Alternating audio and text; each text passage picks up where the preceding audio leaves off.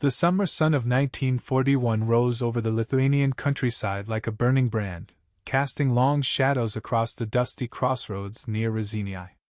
The air was thick with heat and the distant rumble of engines, German engines, moving with the confidence of a force that believed it could not be stopped. The 6th Panzer Division advanced in tight formation, their columns of tanks and half-tracks rolling forward with mechanical precision.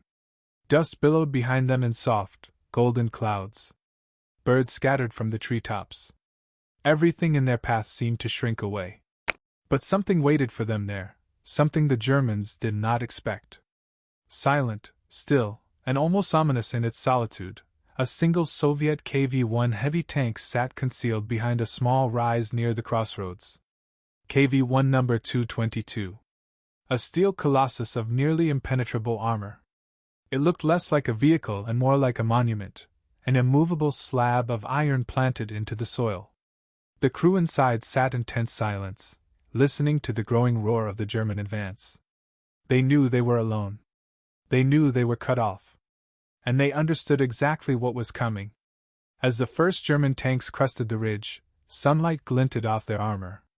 The column stretched far into the distance, more vehicles than one crew should ever dare face. And yet KV-1 222 did not move. It only watched. Waiting. Measuring. The calm before the storm. Then the storm began. With a thunderous crash, the KV-1 fired the first shot. The lead Panzer 35T erupted into a blooming fireball of smoke and twisted steel. The column froze in shock, just long enough for the second shot to land. Another tank shattered, then another. Suddenly the quiet countryside was filled with chaos. Engines revved. Commanders yelled. Tracks screeched against packed earth as German armor desperately tried to reposition. But every attempt was met with the same deafening retaliation. The KV-1's cannon pounded the field in steady, merciless rhythm, its shells ripping through the German vanguard like paper. Flames rose, black and oily, into the sky. Machine gun fire peppered its armor, bouncing harmlessly off the KV-1's thick steel hide with sharp, metallic pings.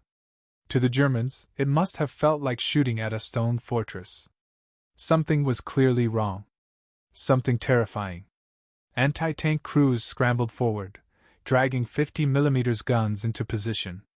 They fired point-blank, so close the gun barrels glowed red. But the rounds struck the KV-1's armor and ricocheted into the dirt, leaving nothing but white scorch marks. Panic spread.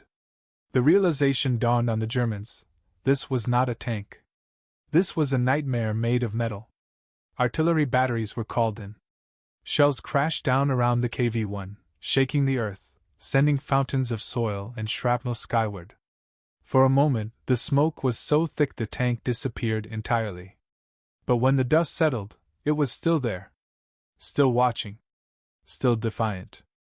Inside that steel coffin, the air grew hotter, thicker, harder to breathe.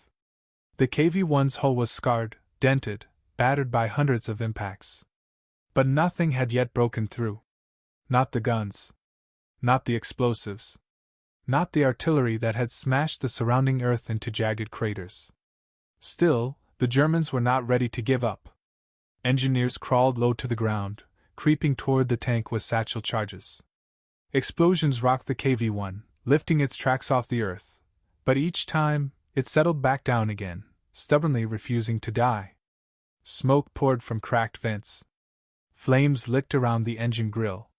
The tank groaned under the punishment, but its cannon continued to turn, continued to fire, continued to fight.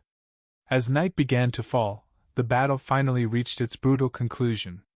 German soldiers crept in close, closer than anyone wanted to be, and dropped grenades into the ventilation ports. A muffled blast shook the tank. Then another. Then silence. KV-1 222 did not move again. But the damage had been done. One tank, just one, had held off a battalion. The crossroads was littered with burning vehicles, shattered guns, and the stunned remains of a force that had never imagined a single machine could stop an entire division dead in its tracks.